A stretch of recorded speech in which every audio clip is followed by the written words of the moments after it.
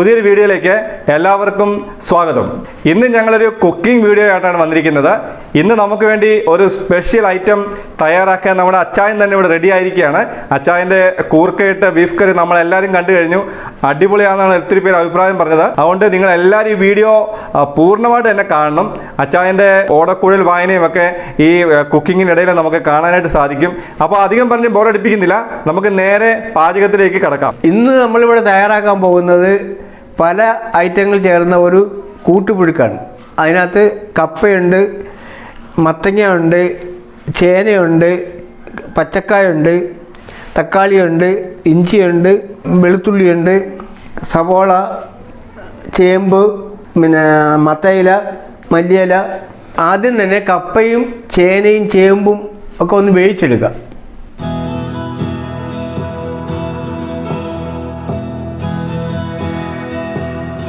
തേങ്ങാക്കൊത്ത് വറക്കാം.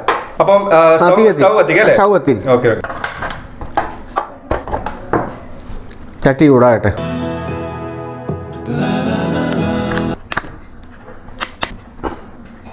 എത്ര സ്പൂൺ അല്ലേ ഒഴിക്കുന്നത്? ഒരു 3 സ്പൂൺ എണ്ണ ഒഴിക്കണം തേങ്ങാക്കൊത്ത് വറക്കാനുണ്ട്.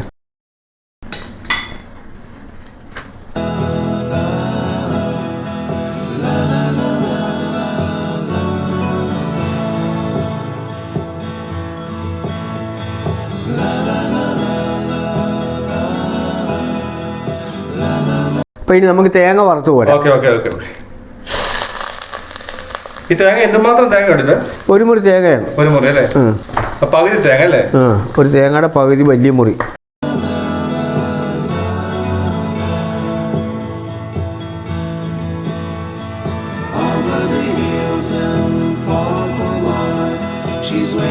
തേങ്ങ നല്ല ബ്രൗൺ കളറായി വന്നിട്ടുണ്ട്. ഇതിനകത്തുനിന്ന് കുറച്ച് മാറ്റി വെക്കാം, എന്നിട്ട് ബാക്കി അരയ്ക്കാനുള്ളതാണ്. ഇനി പൊടി ഐറ്റങ്ങളിടാം. ഇതിനകത്തോട്ട് പൊടി അരയ്ക്കാനുള്ളതാണ്. 2 ടേബിൾ സ്പൂൺ മുളക് പൊടി, 1 ടേബിൾ സ്പൂൺ മല്ലിപ്പൊടി, കാശ്മീരി മുളക് പൊടിയാണ് 2 സ്പൂണാണത്. മഞ്ഞൾപ്പൊടി അര ടീസ്പൂൺ. അല്ലേ? മസാലപ്പൊടി അല്ലേ? മസാലപ്പൊടി 1 ടീസ്പൂൺ.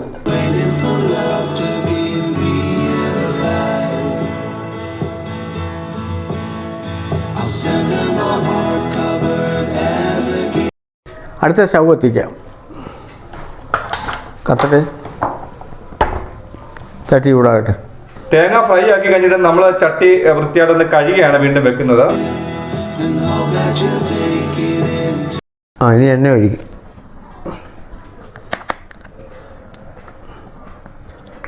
ഇനി ഇച്ചിരി എണ്ണ കൂടുതൽ വേണ്ടി വരും. ഒരു 4 സ്പൂൺ എണ്ണെങ്കിലും വേണം. 4 ടേബിൾ സ്പൂൺ 4 ടേബിൾ സ്പൂൺ എണ്ണ വേണ്ടി വരും. ടേബിൾ സ്പൂൺ ഒന്നും ഉപയോഗിക്കുന്നില്ലല്ലേ?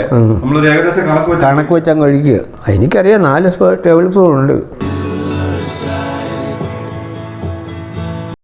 എണ്ണ ചൂടായിട്ടുണ്ട്.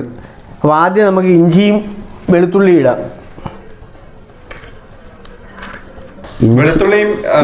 വെളുത്തുള്ളി ഇഞ്ചിയും ഒരുമാതിരി അല്ലേ? ചെറുതായിട്ടൊന്ന് വഴന്നാൽ മതി. സവോള ഇടണം. സവോള നന്നായിട്ട് വാടി കഴിയുമ്പോൾ ഈ സവാള എന്തുമാത്രം എടുത്തിരിക്കുന്നത്? എത്ര സവാള ഇത് ഒരു 2 സവോളയായിരുന്നു. 2 സവോള ചെറുതായിട്ട് കട്ട് ചെയ്തല്ലേ? അതെ. ഇത്തിരി പകുതി വഴന്ന് കഴിയുമ്പോൾ തക്കാളി ഇടും.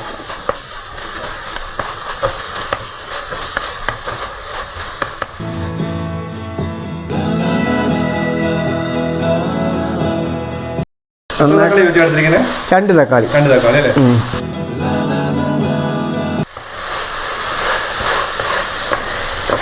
അപ്പോൾ തക്കാളി ഒരുമാതിരി വാടിയിട്ടുണ്ട്.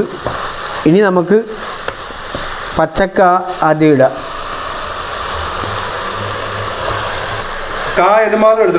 രണ്ട് ഏത്തക്ക. അതെ. അപ്പോൾ ഇനി മത്തങ്ങ ഇടാം.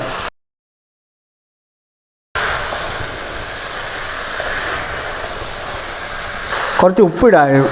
നമ്മളെല്ലാത്തിനും ഉപ്പിട്ടാണ് വേവിച്ചിരിക്കുന്നത്. ഇതിനകത്ത് ഉപ്പിടണം. ഉപ്പ് ആവശ്യത്തിന് ഉപ്പിടണം. അത്രേ ഉള്ളൂ. ഉപ്പ് ആവശ്യത്തിന് ഇട്ട് ഇളക്കുക. ഇതൊന്ന് മൂടി വെക്കണം. ഇച്ചിരി നേരം തീ കുറച്ചിട്ടൊന്ന് മൂടി വെക്കണം.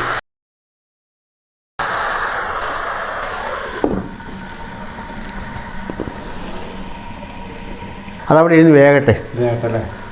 എത്ര സമയം നമ്മളിങ്ങനെ വേഗമായിട്ട് വെച്ച് വെക്കണം? ഒരു 10 മിനിറ്റ് വെക്കണം. ഞാൻ കഴിഞ്ഞ വീഡിയോയിൽ നമ്മുടെ കൂർക്കയിട്ട ബീഫ് കറിയുടെ വീഡിയോയിൽ ഞാൻ നിങ്ങളോട് പറഞ്ഞിരുന്നത് ജോയിച്ചാൻ വലിയൊരു കലാകാരനാണ്, പാട്ടൊക്കെ നന്നായിട്ട് പാടും, രൂപങ്ങളൊക്കെ ഉണ്ടാക്കും, ഓടക്കുഴൽ വായിക്കും. അപ്പൊ നമുക്ക് കഴിഞ്ഞ വീഡിയോയിൽ ജോയിച്ചാൻ നമുക്ക് വേണ്ടി പാട്ട് പാടി, വളരെ മനോഹരമായിരുന്നു. ഈ വീഡിയോയിൽ നമുക്ക് ജോയിച്ചാന്റെ ഓടക്കുഴൽ വായന കേട്ടാലോ? ഓടക്കുഴൽ എടുത്തോണ്ട് വരാം.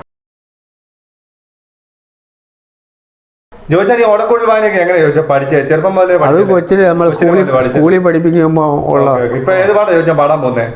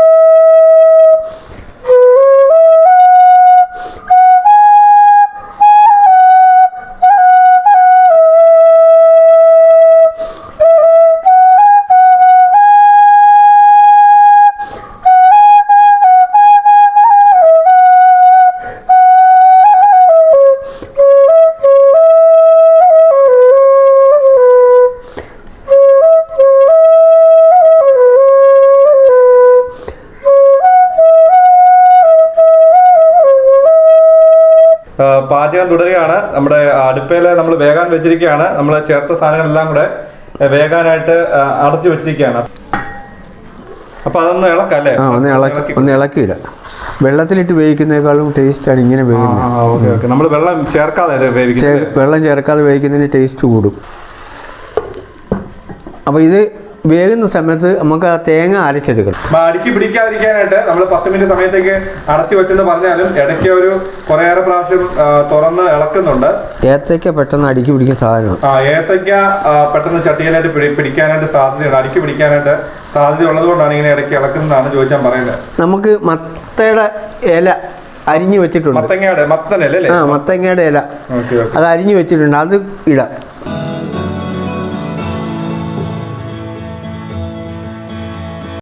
മത്തയുടെ ഇല ഇതിനകത്ത് ഇട്ടിരിക്കുകയാണ്.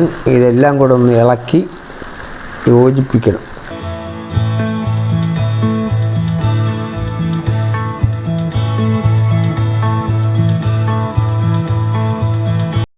ജോയിൻ്റ് ആയിട്ടുണ്ട്. മൂടി വെച്ചിട്ട് ഇടയ്ക്ക് ഇളക്കി കൊടുക്കണം.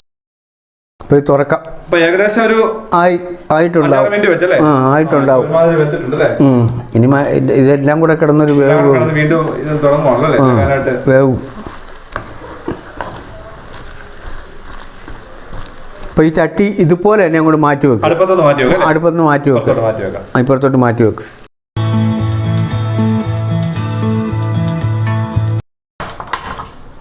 കടായി വെച്ചു ചൂടാകട്ടെ.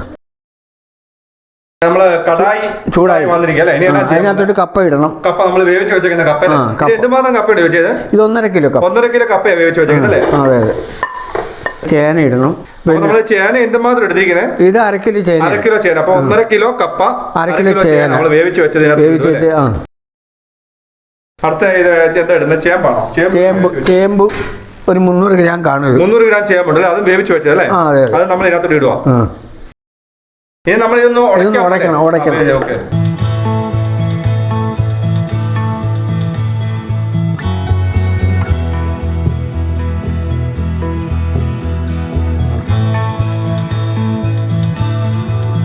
മത്തങ്ങായും മറ്റുമൊക്കെ നന്നായിട്ട് വേവിച്ച് നല്ല മിക്സ് ആക്കി വെച്ചിട്ടുണ്ട്. അതിലേക്ക് നമ്മൾ ഇട്ട് കൊടുക്കുക. ഇതിനകത്തോട്ട് ഇടാം. ഇതിനകത്ത് ഇടുക അല്ലേ?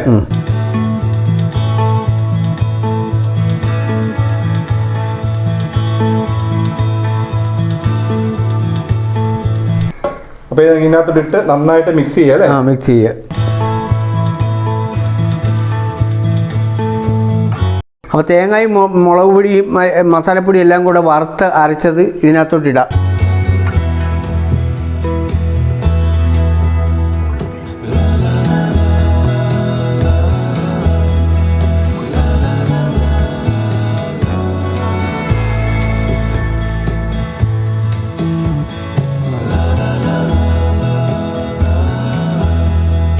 അപ്പോൾ ഇതെല്ലാം ഇതിനകത്ത് ഒന്ന് പിടിക്കണ്ടേ? പിടിക്കാൻ വേണ്ടിയിട്ട് നമുക്കൊരു 5 മിനിറ്റ് മൂടി വെക്കാം. ഇപ്പോൾ ഇളക്കി വെച്ചിരിക്കുന്നതല്ലേ? മൂടി വെക്കാം.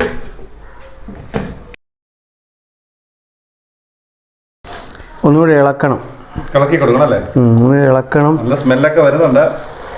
കപ്പയും ചേനയും കാച്ചിലും ഒക്കെ നമ്മുടെ നാടൻ അല്ലേ? അതെ, നാടൻ വിഭവങ്ങൾ ചേർത്തൊരു സൂപ്പർ ഐറ്റമാണ് ഇവിടെ തയ്യാറാക്കിക്കൊണ്ടിരിക്കുന്നത്. ചോദിച്ചാൽ അപ്പോൾ ഇനി വറുത്ത് വെച്ചിരിക്കുന്ന ഈ തേങ്ങാക്കൊത്തും തേങ്ങാപ്പീരിയും എല്ലാം നമ്മൾ തേങ്ങ ഫ്രൈ ചെയ്തപ്പോൾ കുറച്ച് മാറ്റി വെച്ചായിരുന്നു.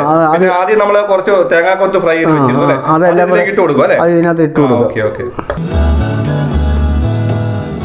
ഈ മല്ലിയില,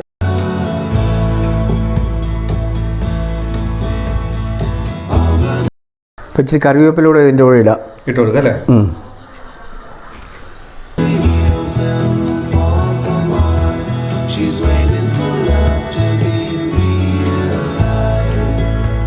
ഇനി നമ്മൾ കടുക് താളിക്കാൻ പോവാണ്. സ്റ്റൗ എത്തിക്കുകയാണ്.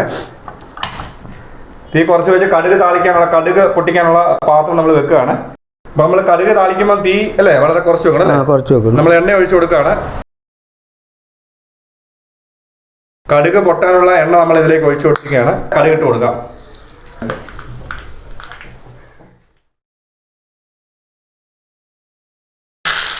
അപ്പൊ നമ്മൾ കടുക് പൊട്ടിയിരിക്കുകയാണ്. അതിലേക്ക് അല്ലേ ചുവന്നുള്ളി അരിഞ്ഞു വെച്ചേക്കുന്ന ഇട്ട് കൊടുക്കുക. അത് മൂത്ത് ചുവന്നുള്ളിയും ഇനി കറിവേപ്പില അല്പം കറിവേപ്പില അതുകൂടി ഇട്ട് കൊടുക്കുക. അതെ.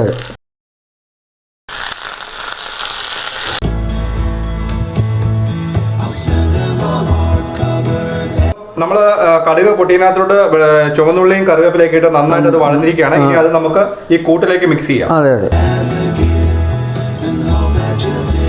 ഒന്ന് ഇളക്കി കൊടുക്കുക അല്ലേ? മിക്സ് ചെയ്യണം. ഇപ്പൊ ഈ കടുക് ഒക്കെ പൊട്ടിച്ചത് ഇതിലേക്ക് മിക്സ് ചെയ്യാം അല്ലേ? അതെ.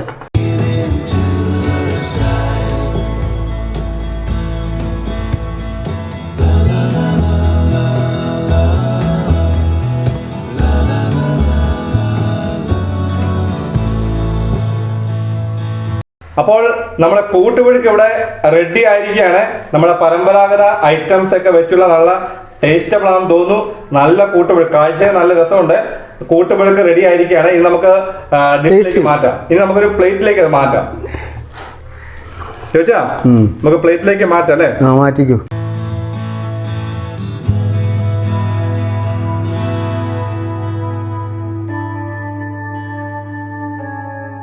അപ്പോൾ നമുക്ക് ഇതൊന്ന് ടേസ്റ്റ് ചെയ്ത് നോക്കാം അല്ലേ?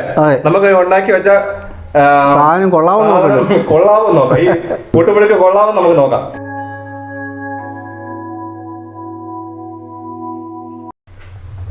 നല്ല സൂപ്പർ ആയിട്ടുണ്ട്. നമ്മുടെ പറമ്പുകളിലൊക്കെ വളരുന്ന ചേമ്പും ചേനയും കപ്പയും ഒക്കെ വെച്ചാണ് ഇത് ഉണ്ടാക്കിയിരിക്കുന്നത്. ഇത് ജോയിച്ചാന്റെ ഒരു സ്പെഷ്യൽ കൂട്ടുപുഴുക്കാണ്. ഇതിന് കൂട്ടുപുഴുക്ക് എന്നാണ് പറയുന്നത്. അപ്പൊ ഇത് വളരെ ടേസ്റ്റബിൾ ആയിട്ടുണ്ട്. നിങ്ങൾക്ക് എല്ലാവർക്കും വീട്ടിലുണ്ടാക്കാം.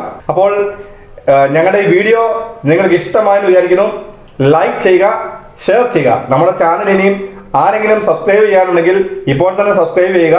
എങ്കിൽ മാത്രമേ നമ്മുടെ വീഡിയോസ് നിങ്ങൾക്ക് അതിന്റെ നോട്ടിഫിക്കേഷൻ കിട്ടുകയുള്ളൂ. അപ്പോൾ മറ്റൊരു വിഷയവുമായി അടുത്ത വീഡിയോയിൽ വീണ്ടും കാണാം. അതുവരെയും ബൈ.